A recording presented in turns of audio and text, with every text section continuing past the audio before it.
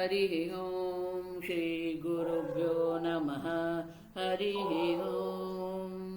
ॐ भद्रं कर्णेभिः शृणुयाम देवाः, भद्रं पश्येमाक्षभिर्यजत्राः, स्थिरैरङ्गैः स्तुष्टुवागुंसस्तनूभिः व्यशेम देवहितं यदायुः। स्वस्ति न इन्द्रो वृद्धश्रवाः, स्वस्ति नः पूषा विश्ववेदाः, स्वस्ति नस्तार्क्ष्यो अरिष्टनेमिः, स्वस्ति नो बृहस्पतिर्दधातु। ॐ शान्ति शान्ति शान्तिः।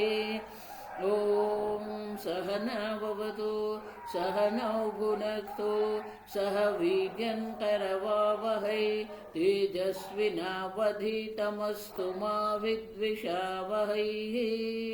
ॐ शान्ति शान्ति शान्तिः।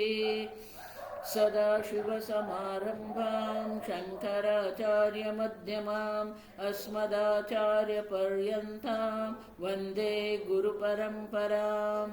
ॐ नमः प्रणवार्थाय शुद्धज्ञानैकमूर्तये निर्मलाय प्रशान्ताय दक्षिणामूर्तये नमः।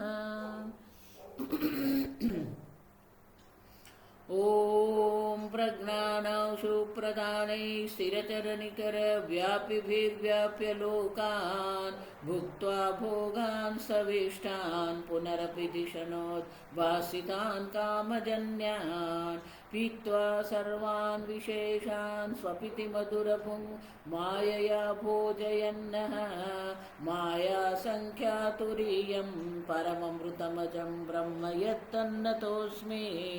यो विश्वात्मा विरिजविषयान् प्राश्य भोगान् सविष्टान् पश्चाच्चान्यान् स्वमतिविभवान् ज्योतिषा स्वेन सूक्ष्मान् सर्वानेतान् पुनरपि शनैः स्वात्मनि स्थापयित्वा हित्वा सर्वान् विशेषान् विगतगुणगणः पात्वसौ न स्तुरीयः।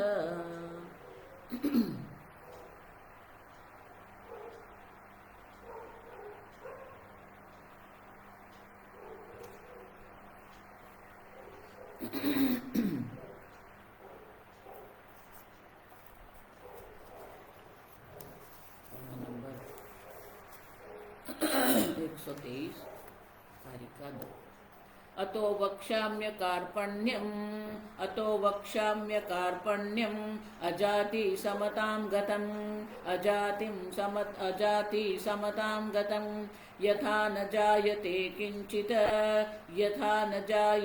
किंचित जायमानं समन्ततः।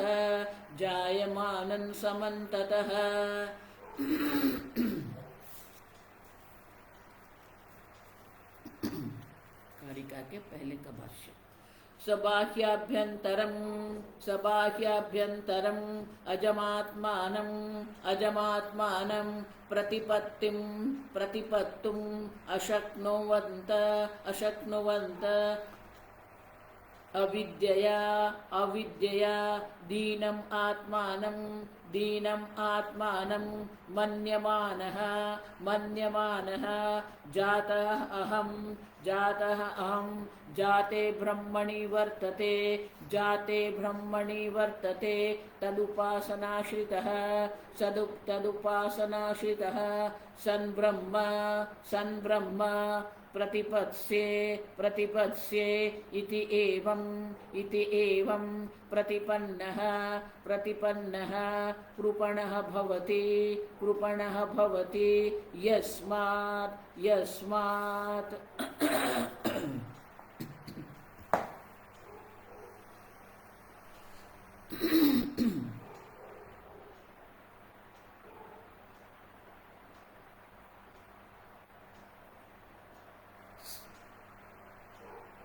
शंकराचार्य जी दूसरी कारिका की संगति देते हुए कहते हैं कि जो अज ब्रह्म है, बाह्याभ्यंतरम अज, अंदर बाहर सर्वत्र एक समान रूप से पर ब्रह्म है। अब समझ, लेकिन प्रतिपत्तुम अशक्नुवन अविद्यया, अविद्या के कारण जो जानने के समर्थ नहीं है, अशक्नुवन्, वो अपने आप को क्या मानते हैं? दीनमात्मान मन्यमान है, अपने को दीनहीन मान रहे, अपने को अल्प मान रहे हैं, अपने को कर्ता भोक्ता मान रहे हैं। अब सब आत्मा तो अज अमर है ही, आत्मा सर्वत्र एक समान रूप से है, फिर भी अविद्या के कारण वो नहीं जानते हैं और इसलिए अपने बारे में क्या सोचते हैं? जातः अहम जाते ब्रह्मणि वर्तते, मैं जीव हूं, मैं अल्प हूं, मेरा जन्म हुआ है, और ये जाते ब्रह्मणि माने कि ये उत्पन्न हुआ जो जगत जो है, जगत के कार्य ब्रह्म में मैं रहता हूं, वर्तते तद उपासना श्रितः, वो जो ब्रह्म जो है वो उपासना, उनकी उपासना के आश्रित होकर वो सोचते हैं, वो ये सोचते हैं कि ये उपासक उपास्य ब्रह्म है, ये ब्रह्म की उपासना करने के बाद सन ब्रह्म प्रतिपत्स्य इति एवं प्रतिपन्न है। अब वर्तमान काल में मेरा जन्म हुआ है और ये जाते ब्रह्मणि माने कि ये कार्य ब्रह्म रूप जो जगत है उसी में मैं व्यवहार कर रहा हूं, और यही जगत में रहकर उपास्यमान अग्नि, वो ब्रह्म का अज ब्रह्म की मैं उपासना करूंगा, और उपासना के फल रूप से ये शरीर जब छूट जाएगा मुझे ब्रह्म की अज ब्रह्म की प्राप्ति हो जाएगी।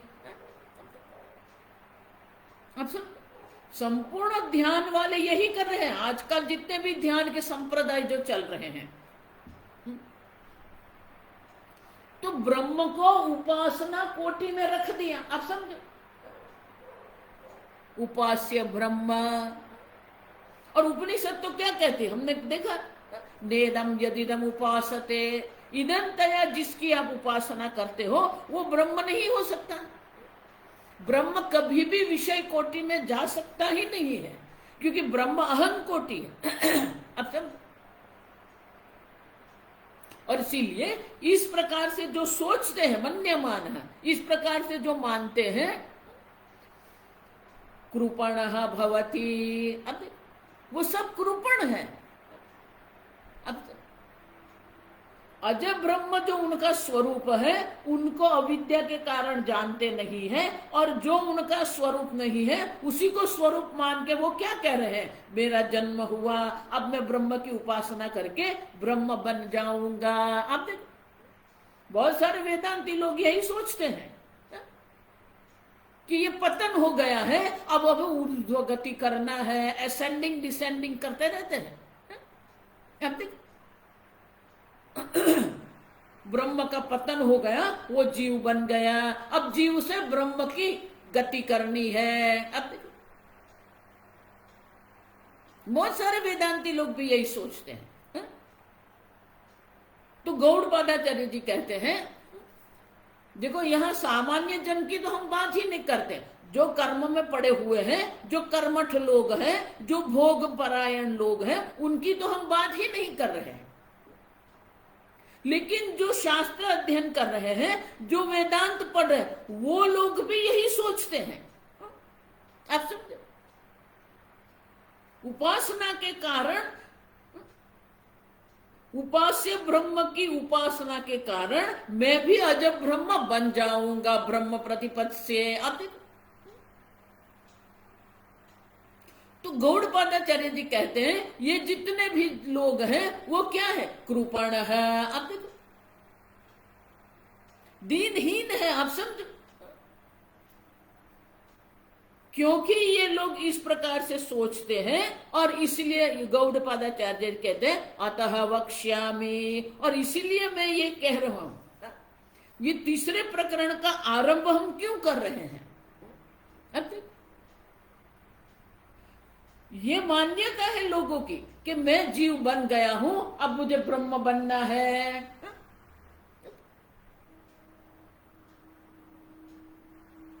जीव बनया ही नहीं है। अब समझो, न जायते म्रियते वा कदाचित। कदाचित माने कभी भी आपका जन्म नहीं हुआ। जब आप मान रहे हैं कि आपका जन्म हुआ है, तब भी आपका जन्म हुआ ही नहीं है। आप समझ। और इसीलिए ये दूसरी कारिका में कहते हैं अतः वक्ष्यामि। देखो, और इसीलिए मैं आपको कहूंगा, गौड़पादाचार्य जी कहते हैं अतः वक्ष्यामि। भाष्य अतः अतः वक्ष्यामि वक्ष्यामि अकार्पण्यम अकार्पण्यम अकृपण भावम अकृपण भावम अजम ब्रह्म अजम ब्रह्म तद्हि तद्हि कार्पण्यास्पदम कार्पण्यास्पदम यत्र अन्यः अन्यत् पश्यति यत्र अन्यः अन्यत् पश्यति अन्यत् शृणोति अन्यत् शृणोति अन्यद् विजानाति अन्यद् विजानाति तदल्पम तदल्पम मर्त्यम असत मर्त्यम असत वाचारंभणं विकारो नामधेयं वाचारंभणं विकारो नामधेयं इत्यादि श्रुतिभ्यः इत्यादि श्रुतिभ्यः।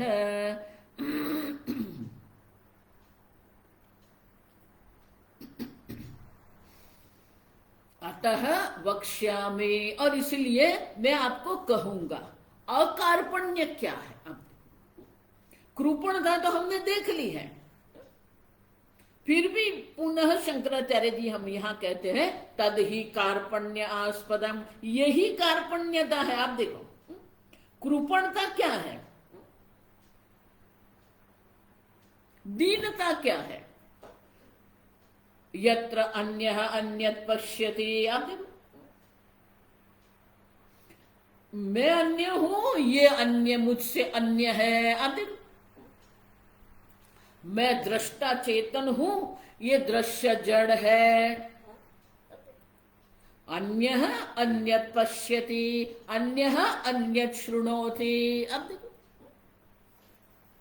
जो अपने को ये कार्य ब्रह्म से अलग मानते हैं, मैं उससे भिन्न हूं, वो मुझसे भिन्न है। अब देखो, इतर इतर है।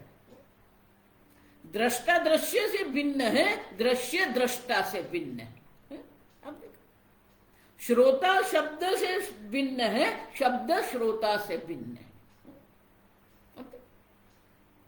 अन्यद् विजानाति, मैं अन्य हूं और ये मेरे ज्ञान का विषय है।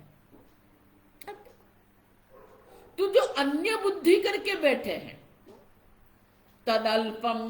अब बृहदारण्यक उपनिषद में कहते हैं जो अपने को ये जगत से अन्य भिन्न मानते हैं, अपने को जगत से भिन्न मानते हैं और जगत को अपने से भिन्न मानते हैं। समझ रहे? दोनों ओर से है। अन्यः अहम अन्यत् पश्यति अन्यः। मैं अन्य हूं और अन्यत् पश्यामि, अन्य को मैं देख रहा हूं। तो जो अपने को कार्य ब्रह्म जो उत्पन्न हुआ, जो ब्रह्म जो है वो एक कार्य ब्रह्म है, उत्पन्न हुआ है। मैं जीव हूं, मेरी उत्पत्ति हुई है। अब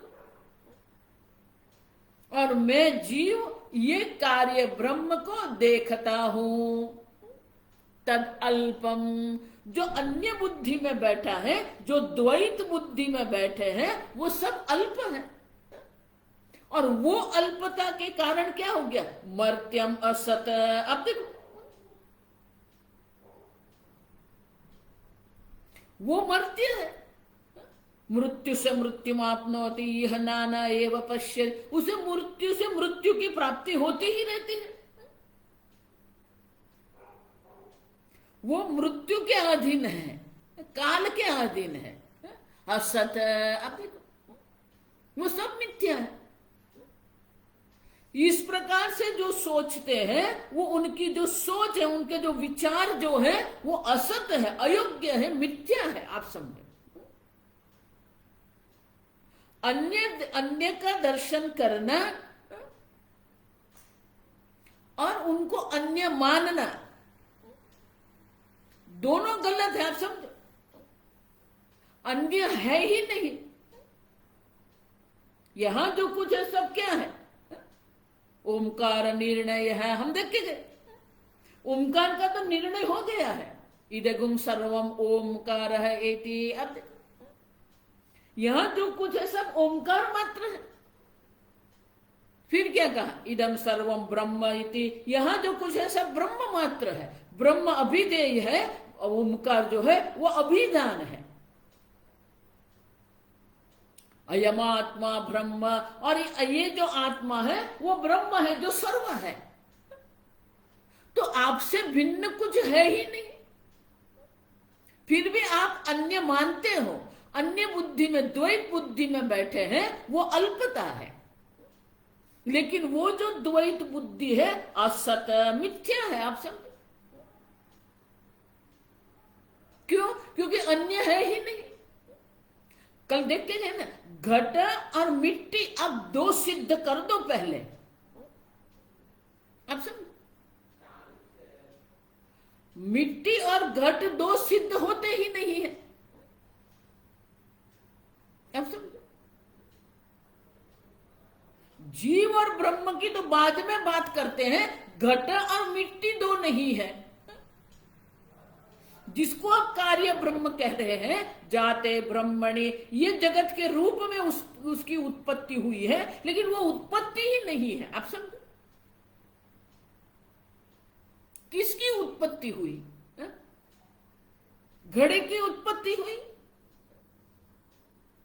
तो घड़ा क्या है? वाचारम बणम विकारो नामधेयम। अब देखो,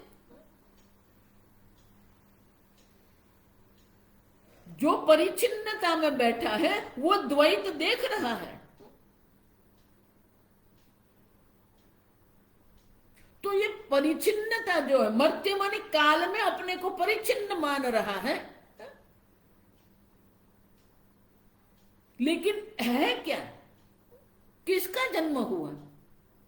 जातः अहम, मेरा जन्म हुआ। किसका जन्म हुआ? अब समझ। और इसलिए शंकराचार्य कहते हैं, आप घड़ा और मिट्टी का, घड़ा कार्य है, मिट्टी कारण है, अगर दो आप देख रहे हैं तो वो श्रुति माता कहती है दो है ही नहीं। वाचारम बणम विकारो नामधेयम। नामधेयम, नाम मात्र है। घट नाम है कहां पर? वागालंबनम, आपकी जिह्वा पर घट शब्द है। अब बाह्य अगर आप विश्लेषण करेंगे तो आपको जो मिलेगा वो तो मिट्टी ही मिलेगी, आप समझ। तो घड़ा है ही नहीं, फिर घड़ा और मिट्टी दो कहां से बनाएंगे?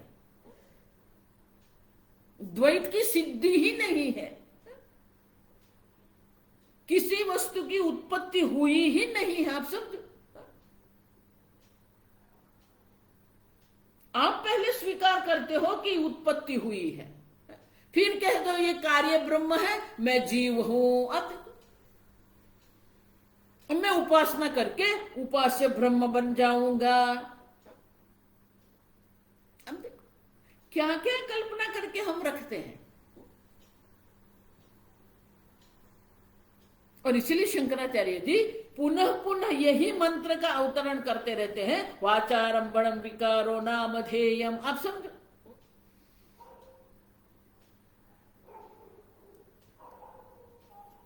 जिसको आप द्वैत कहते हो, जिसको आप अन्य कहते हो, अन्य अन्यत पश्यति। अब वो अन्य है ही नहीं। क्यों? वो आपकी वाणी में, आपके शब्द में, आपकी जिह्वा पर वो घट शब्द है। मृत्तिके तेव सत्यम। उसी प्रकार से ये उत्पत्ति आप देख रहे हैं,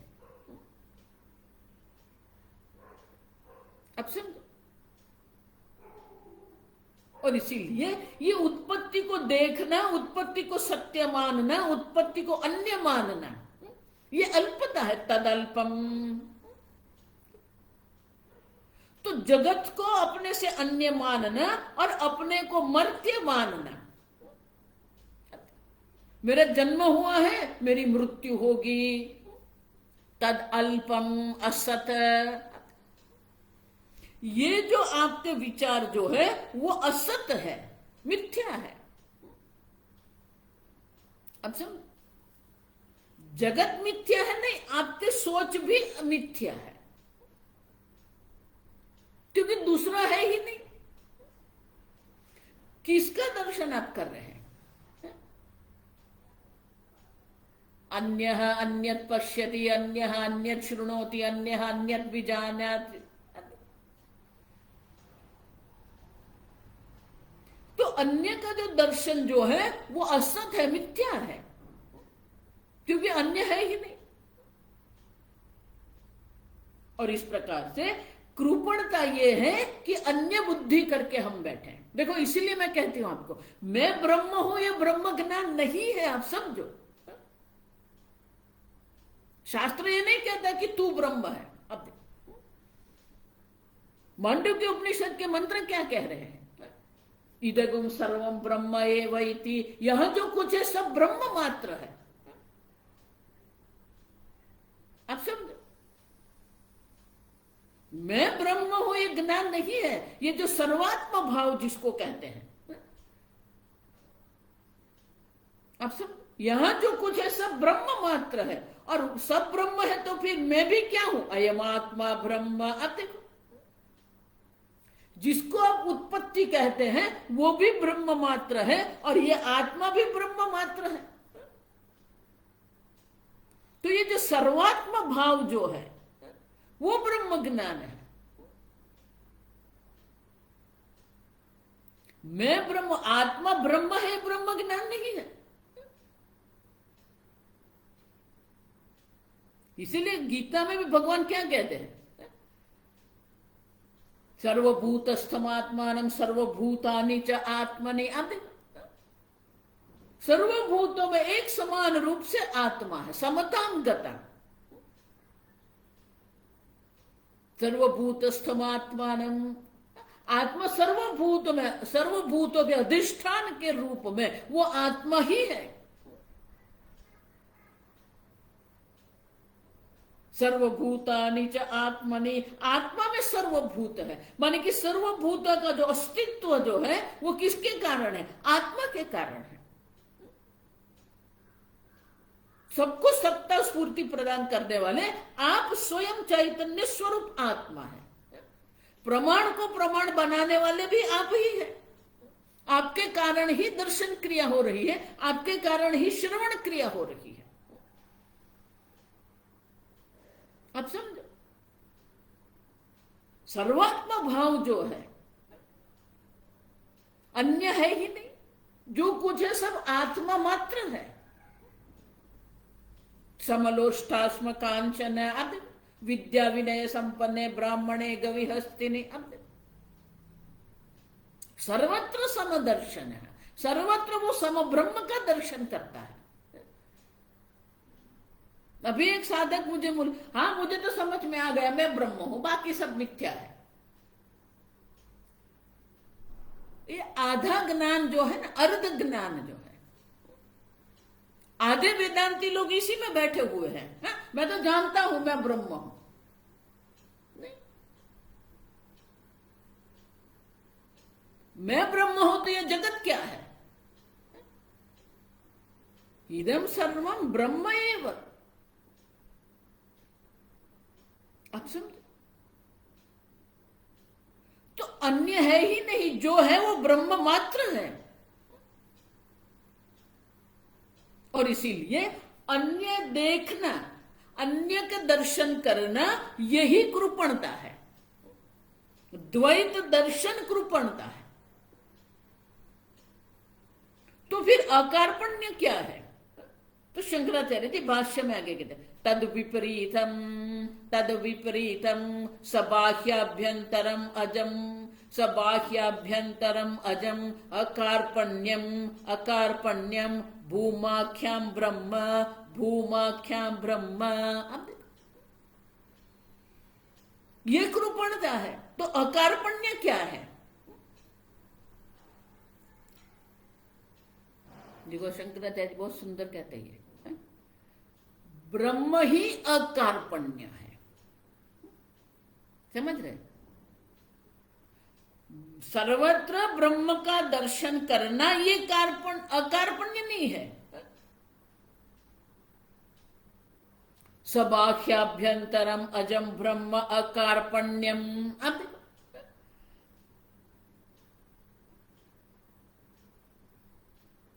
अकार्पण्य सर्वत्र एक समान रूप से जो ब्रह्म है, बाह्याभ्यंतरम अजम ब्रह्म अकार्पण्यम भूमाख्याम ब्रह्म। अब भूमाख्याम वो क्या है? तदल्पम। अब अन्य के जो दर्शन कर रहे हैं, अपने को अन्य मान रहे हैं, वो अल्प है। और ये क्या है? भूमाख्यम। अब भूमा माने कि जो सर्वत्र एक समान रूप से है। ब्रह्म अकार्पण्यम। अब वो अकार्पण्य जो है वही ब्रह्म है। आप समझो, क्योंकि आप स्वयं है वो। अकार्पण्यम ब्रह्म। अतः वक्ष्यामि अकार्पण्यम अजाति। आप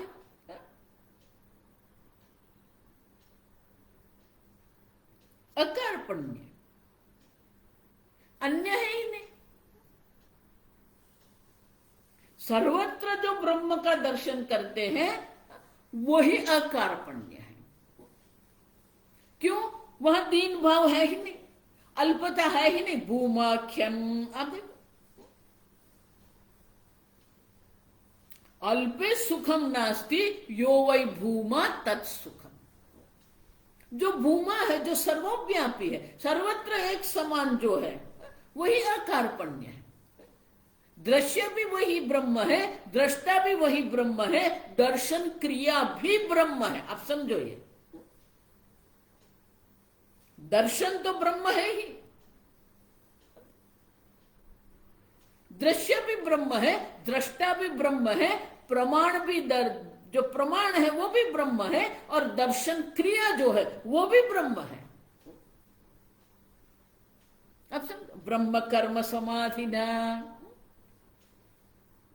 कर्म भी ब्रह्म है, क्योंकि कर्म के जितने भी कारक हैं वो सर्व कारक भी ब्रह्म है। अब समझ रहे? अकार्पण्यम माने कि सर्वत्र वो ब्रह्म। भूमाख्यम ब्रह्म अकार्पण्यम। जो सर्वव्यापी ब्रह्म को जानता है वही का अकार्पण्य है। आप देखो,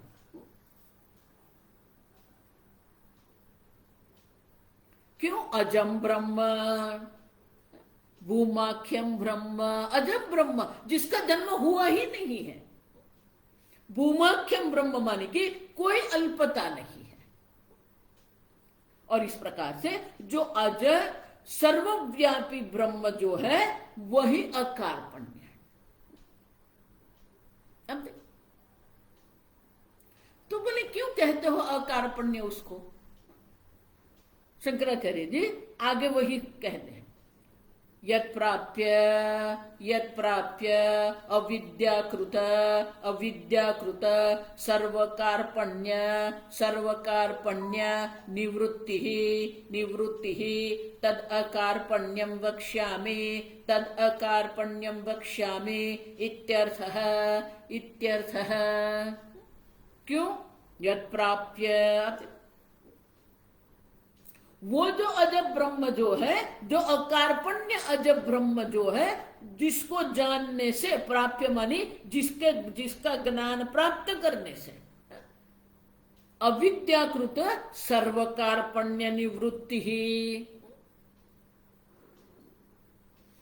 अविद्या से उत्पन्न हुई जितनी भी कार्पण्यता है वो सब कार्पण्य की निवृत्ति हो जाती है।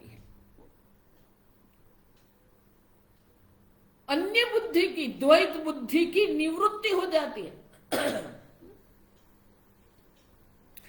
एक बार द्वैत बुद्धि की निवृत्ति हो गई, फिर कोई दीनता है ही नहीं।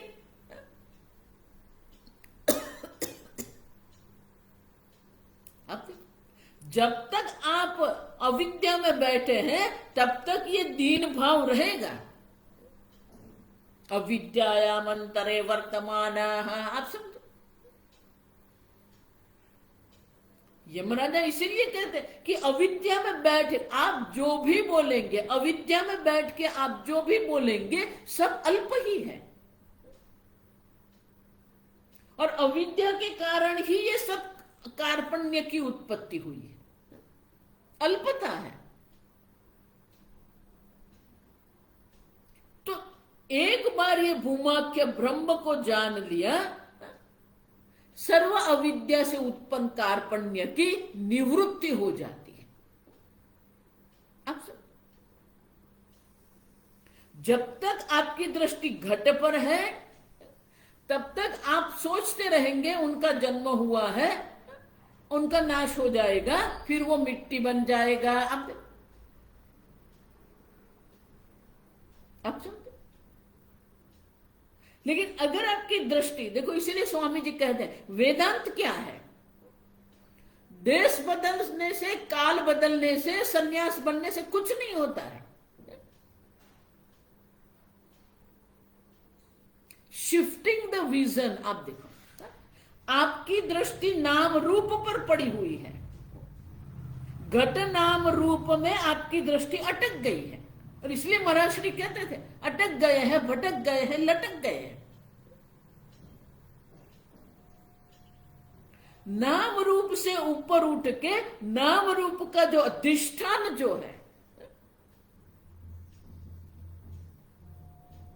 क्योंकि ब्रह्म तो सर्वत्र है ही, अस्ति भाति प्रियम। अब जिस प्रकार के सूर्य को कोई ढक नहीं सकता है, सूर्य सदा सदा सर्वदा उपलब्ध है, उसी प्रकार से ब्रह्म तो सदा सर्वदा उपलब्ध ही है। फिर भी क्या है, एस सर्वेषु भूतेषु, आप देखो सर्वभूतों में एक समान रूप से वो उपलब्ध है, लेकिन हमारी दृष्टि वहां नहीं जाती है, क्योंकि हमारी दृष्टि नाम रूप पर अटक गई है। नाम रूप पर अटक जाने से नाम रूप का जो अधिष्ठान अस्ति भाति प्रिय है, उनका दर्शन हम नहीं करते हैं। और इसलिए पूज्य स्वामी जी कहते थे शिफ्टिंग द विजन। आप नाम रूप घट से आपकी दृष्टि बदल के अधिष्ठान मिट्टी में ले जाइए। विशेष देश, विशेष काल, विशेष अवस्था ब्रह्म ज्ञान नहीं है। देखो मेरी बात थोड़ी कड़क लगेगी आपको, जो करना है वो क्या है, आप जहां है जैसे वहां रहकर भी आप ब्रह्म ज्ञान प्राप्त कर सकते हो, क्योंकि जो करना है वो आपकी दृष्टि को बदलना है। आप घड़े पर आपकी दृष्टि रखेंगे तो उत्पत्ति भी है, व्यवहार भी है, अनुभव भी है। आप मिट्टी पर दृष्टि करेंगे तो क्या हो जाएगा, न जायते किंचित। आप देखो मिट्टी की दृष्टि से कोई उत्पत्ति है ही नहीं, मिट्टी की दृष्टि से कोई नाम रूप है ही नहीं। अब समझ, तदेव ब्रह्मत्वम भी, वो ब्रह्म है। और इसीलिए शंकराचार्य जी कहते हैं कि एक बार ये अज ब्रह्म की जिसको प्राप्ति हो गई, माने कि जिसने ये अज ब्रह्म का ज्ञान प्राप्त कर लिया है, उनके लिए अविद्या से उत्पन्न जितना भी कार्पण्य जो है ये द्वैत है, सबकी निवृत्ति हो जाती है। ज्ञाते द्वैतम न विद्यते। एक बार ये ब्रह्म ज्ञान हो गया, सर्वत्र ब्रह्म दर्शन है, सर्वत्र समदर्शन है, पंडिता समदर्शिन। आप समझो,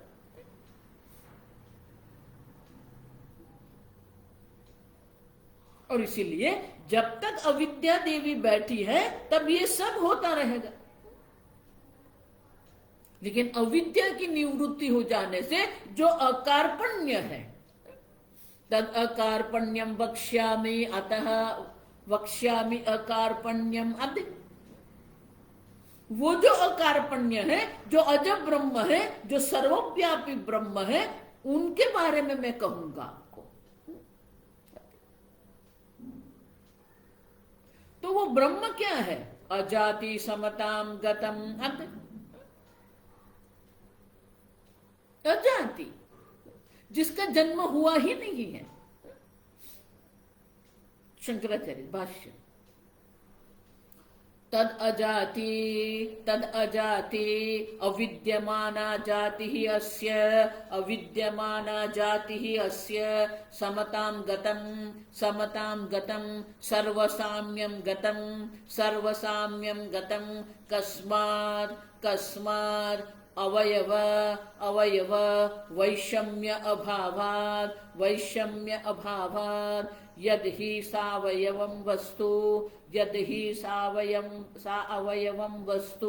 तद अवयवैः वैषम्यं गच्छन् जायते इति उच्यते। अजाति समतां गतम, ये जो अकार्पण्य ब्रह्म जो है वो क्या है? अजाति। अविद्यमाना जाति ही अस्ति, जिसका जन्म का ही अभाव है। क्यों? अजो नित्य शाश्वतोयम पुराण है। अजाति ही, जिसका स्वयं का जन्म नहीं हुआ है और जिससे अन्य कुछ का जन्म नहीं हुआ, दोनों देखना है। ब्रह्म का भी जन्म नहीं हुआ है, ब्रह्म से ये जगत जिसको आप कह रहे हैं, कार्य ब्रह्म जिसको कहते हैं, उसकी भी उत्पत्ति नहीं हुई है। अजाति, जिसमें जन्म है ही नहीं, उनका भी जन्म नहीं हुआ है और उससे अन्य कुछ जगत का भी जन्म नहीं हुआ। समझ रहे हो? दोनों है देखना। ब्रह्म का भी जन्म नहीं हुआ है और ब्रह्म से अन्य कुछ का भी जन्म नहीं हुआ है। ठीक है, ब्रह्म का जन्म नहीं हुआ है, लेकिन ब्रह्म से ये जगत तो उत्पन्न हुआ नहीं। अजाति, जिसके अंदर जन्म नाम की कोई वस्तु ही नहीं है, अब उनका भी जन्म नहीं हुआ है, उससे ये जगत का भी जन्म नहीं। इतना ही नहीं, समताम गतम, अब सर्वसाम्यम गतम,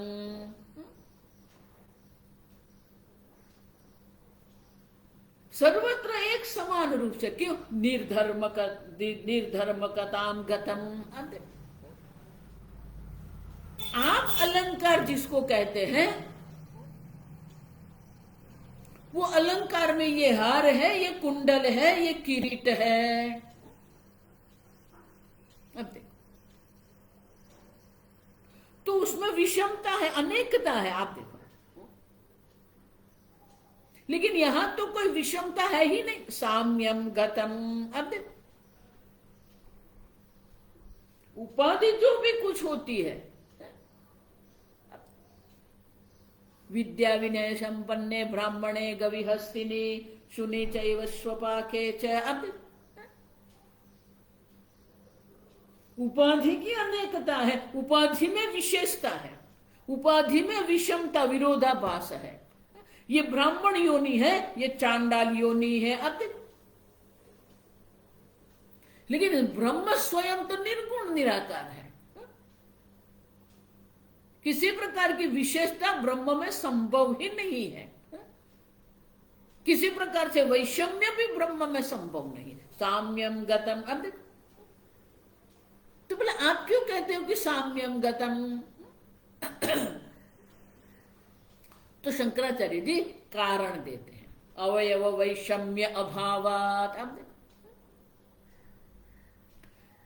कोई अवयव है, अंग है, तो उसमें विषमता हो सकती है। कोई आकार होना चाहिए। यदि ही सावयव वस्तु तद अवयव ही वैषम्यम गच्छन् जायते इति उच्यते। अब जो सावयव है उसी के अवयव में किसी प्रकार की विषमता आती है, किसी प्रकार का परिवर्तन आता है और हम कहते हैं उसका जन्म हुआ। अब लेकिन ब्रह्म तो स्वयं इदम तु निरवयवत्वात्। आप देखो कोई अवयव ही नहीं है जो अवयव में विषमता होने के कारण जन्म हुआ, ऐसा हम कह सकते हैं। देखो इसीलिए मिट्टी और घड़ा आप जो कह रहे हैं ना, वहां भी अवयव है, आकार है, आप समझो। पिंडाकार मिट्टी अब घटाकार है, आप समझो। जल जो है अब तरंग आकार का है। वैषम्य आप देखो, मिट्टी से घड़े की उत्पत्ति क्यों कहते हैं? क्योंकि मिट्टी सावयव है, ये पिंडाकार वृत्ति है। अब ये क्या हो गई? पिंडाकार जो मिट्टी है अब घटाकार मिट्टी हो गई। तो अवयव है तो फिर वैषम्य, अवयव में किसी प्रकार से विषमता आती है, किसी प्रकार का परिवर्तन होता है, जो परिवर्तन के कारण हम कहते हैं उनका जन्म हुआ। लेकिन ब्रह्म क्या है? साम्यम गतम। अब देखो कोई अवयव है ही नहीं, कोई अंश नहीं है, कोई कला नहीं है, कोई अवयव नहीं है, और इसके कारण जन्म की कोई संभावना, स्वयं अजाति है और ब्रह्म से भी अन्य किसी वस्तु की उत्पत्ति नहीं है। आप समझो, क्योंकि जो सावयव होता है उनका अन्य प्रकार से जन्म हो सकता है। पिंडाकार मिट्टी है वो घटाकार बन सकती है।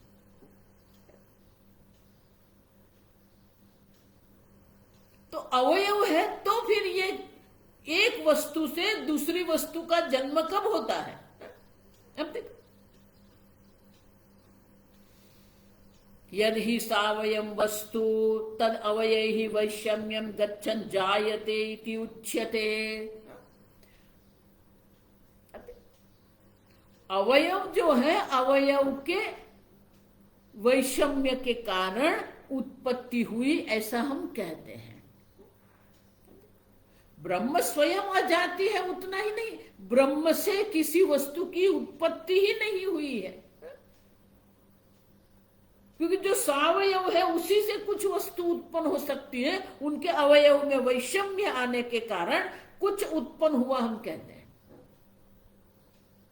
लेकिन ब्रह्म सावयव नहीं है, इसलिए आगे शंकराचार्य जी कहते हैं इदं तु निरवयवत्वात्, इदं तु निरवयवत्वात् समतां गतम् इति, समतां गतम् इति न कैश्चित्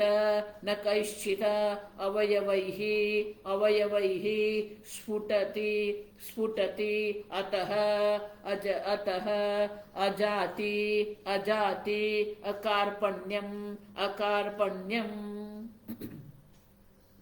इदं ब्रह्म तु निरवयवत्वात्। अब निरवयव है, उनका कोई आकार ही नहीं है।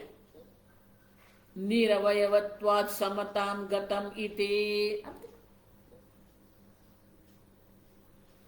ब्रह्म स्वयं निरवयव है, क्यों? वो सर्वव्यापी है। सर्वव्यापी ब्रह्म में कोई अवयव की संभावना नहीं है। भूमाख्यम ब्रह्म। आप देखो शंकराचार्य जी क्यों भूमाख्यम ब्रह्म वहां कहते हैं? अज ब्रह्म मात्र नहीं है, भूमाख्यम ब्रह्म, वो सर्वव्यापी ब्रह्म है। आगे की कारिका में आएगा कि वो सर्वव्यापी ब्रह्म होने से उनका कोई अवयव की संभावना नहीं है। अब जब अवयव ही नहीं है और इसीलिए समताम गतम, सर्वत्र एक समान रूप से है। न कैश्चित् अवयव ही स्फुटति। आप देखो तो अवयव न होने के कारण क्या होता है? अवयव के कारण न स्फुटति। अब कुछ उत्पन्न होता ही नहीं है, कुछ प्रकट होता ही नहीं है। न स्फुटति क्यों कहते? क्योंकि ब्रह्म से कुछ प्रकट हुआ, कुछ उत्पन्न हुआ नहीं। देखो यही गड़बड़ वो वैशेषिक वाले करते हैं ना। ये मिट्टी है, ये घड़ा है, मिट्टी से घड़े की उत्पत्ति हुई। अब देखो वो मिट्टी को भी सत्य मानते हैं और घड़े को भी सत्य मानते हैं। अब समझ रहे? वो सोचते हैं कि मिट्टी से सत्य घड़े की उत्पत्ति हुई। न स्फुटत, कुछ भी उत्पन्न नहीं होता है। निरवयवत्वात्, ब्रह्म स्वयं निरवयव होने के कारण अवयवै ही स्फुटति, कुछ अवयव के रूप में कुछ प्रकट होता है। न कैश्चित अवयवै ही स्फुटति। अवयव हितम बुद्धि तृतीय, अवयव के रूप में कुछ प्रकट होता है नहीं। न कश्चित, कुछ भी उत्पन्न नहीं होता। ब्रह्म स्वयं अजाति है और ब्रह्म से कुछ उत्पन्न नहीं होता है। अब सब अतः अजाति अकार्पण्यम, और इसीलिए ये ब्रह्म अजाति है और अकार्पण्यम, कोई कृपणता, कोई दीनता हीनता नहीं है। अच्छा, आप में कोई दीनता हीनता है ही नहीं, अल्पता है ही नहीं। आप भूमाख्य ब्रह्म है। अल्पे सुखम नास्ति यो वै भूमा तत्सुखम। जब तक आप अपने भूमाख्य ब्रह्म स्वरूप को नहीं जानते हैं, तब तक आप ये दीनता हीनता में पड़े ही रहेंगे। अब सब आप अपने स्वरूप को क्या जानते हो? दीनहीनता में बैठे हैं। क्यों? क्योंकि ये जो अल्प है उसी में आपने अहम बुद्धि करके रखी है। और इसीलिए अजब ब्रह्म की उपासना के द्वारा प्राप्ति नहीं करनी है। आप स्वयं अजब ब्रह्म हैं, अकार्पण्यम ब्रह्म। अब किसी प्रकार की दीनता हीनता आप में नहीं है। ये शरीर में दीनता है, ये शरीर में अल्पता है। आप स्वयं कौन है? अकार्पण्यम भूमाख्यम ब्रह्म। अब सब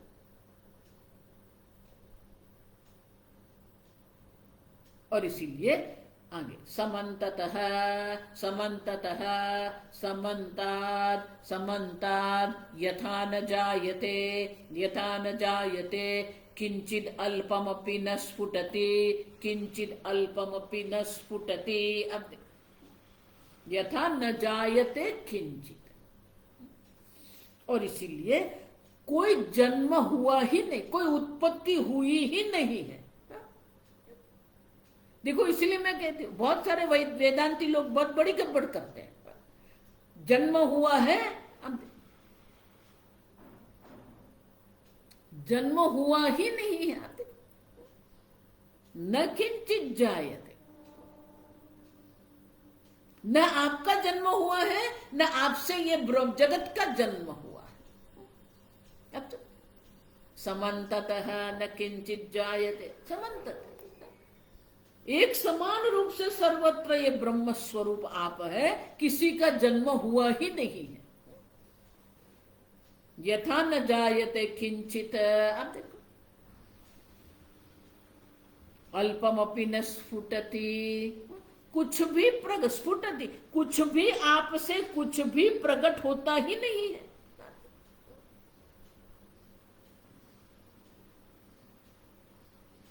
कुछ प्रकट भी नहीं होता है, कुछ नाश भी नहीं होता है। अब चलो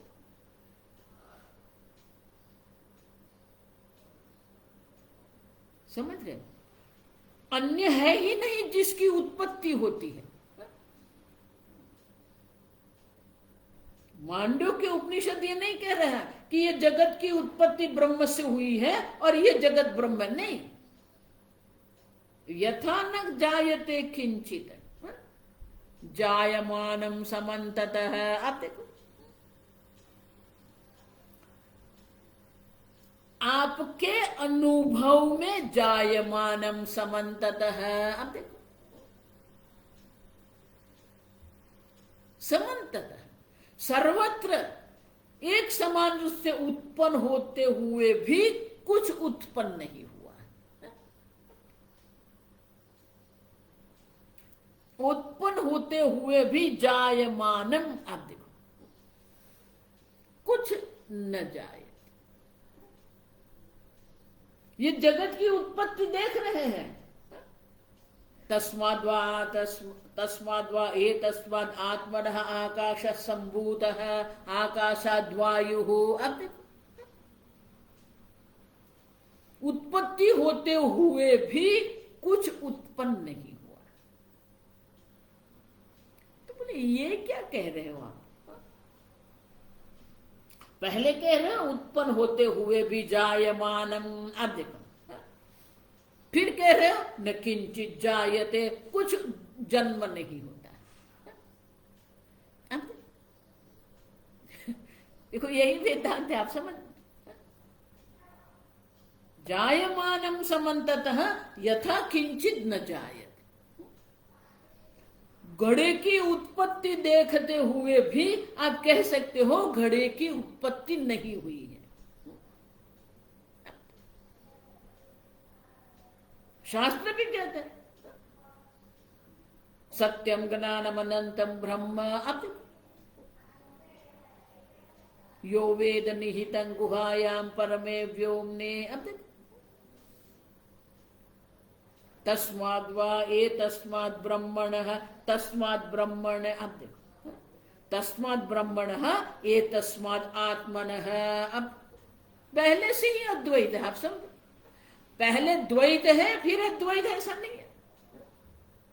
श्रुति माता अद्वैत से ही आरंभ करती है। तस्माद् ब्रह्मणः एतस्माद् आत्मनः। अब देखो, यहां भी क्या कहा? इदम सर्वम ब्रह्म एव अयमात्मा ब्रह्म। अब देखो,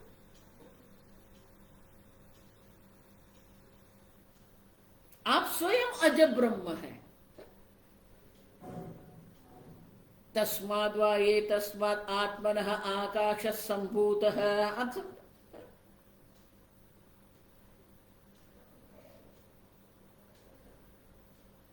उत्पन्न होते हो, आकाश की उत्पत्ति हुई, आकाश से वायु की उत्पत्ति हुई, वायु से अग्नि की उत्पत्ति हुई, अग्नि से जल की उत्पत्ति, जल से पृथ्वी की उत्पत्ति हुई, पृथ्वी से औषधि की उत्पत्ति हुई। जायमानम। अब यथा किंचित न जाए, फिर भी कुछ उत्पन्न नहीं हुआ है। समझ रहे हो क्यों?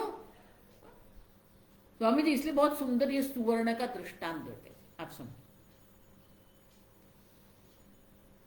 उत्पत्ति क्या है? नाम रूप में परिवर्तन है, वस्तु तो वही की वही है। अब स्वामी जी बहुत सुंदर ये दृष्टांत देते थे। आप समझो, ये सुवर्ण जो है पिंड आकार का सुवर्ण है। अब समझो, अब उत्पत्ति क्या है? सुवर्ण में कोई परिवर्तन न जायते किंचित। जो उत्पत्ति हुई वो क्या है? नाम रूप में परिवर्तन हुआ है।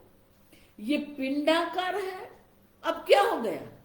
वो पतला बन गया। अब देखो, वो तीन बनाते हैं ना, पतरे बने। अब उसको काट के क्या कर दिया? तार बना दिया। अब देखो, सुवर्ण तो सुवर्ण ही है, वही तार से क्या बना दिया? कड़ी बना दी। अब देखो, फिर उसको जोड़ दिया, हार बन गया। अब देखो, समझ? सुवर्ण था, अब भी वो हार जिसको कह रहे वो भी सुवर्ण है, न किंचित जायते। आप नाम रूप में परिवर्तन होता रहा, सुवर्ण तो सुवर्ण ही है। पहले पिंड आकार का था, फिर तार के आकार का बन गया, तंतु के आकार का बन गया, फिर वो वर्तुल आकार बन गया, फिर उसको जोड़ दिया, जोड़ के वो हार आकार बन गया। लेकिन सुवर्ण तो सुवर्ण ही, न किंचित जायते, कुछ जन्म हुआ ही नहीं। आप नाम रूप में परिवर्तन होता रहता है।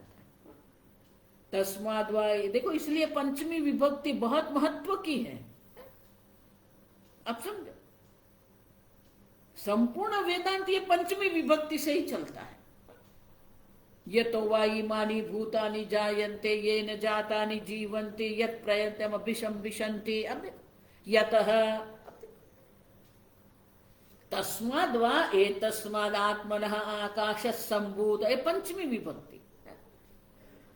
संपूर्ण वेदांत का आश्रय जो है वो ये पंचमी विभक्ति है। अच्छा, पंचमी विभक्ति मानी क्या है? उपादान कारण है, प्रकृति जिसको कहते हैं।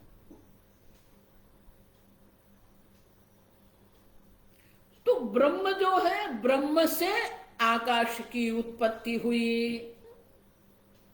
अब आकाश रूप जो ब्रह्म है, वो आकाश रूप ब्रह्म से वायु की उत्पत्ति हुई।